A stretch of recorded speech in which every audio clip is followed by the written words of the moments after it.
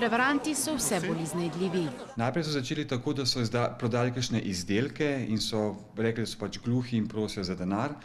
Zdaj pa že vidimo, da na svojih listkih pišejo, da so gluhi in rabijo finančno pomoč, ali pa celo pišejo v imenu društva ali pa zveze in prosijo za organizacijo. Kar meče slabo luč na celotno zvezo, pravi Juhart. Zveza in društva se prijavljamo na javne razpise in niti nimamo zakonske podlage, da bi tako lahko zbirali sredstva.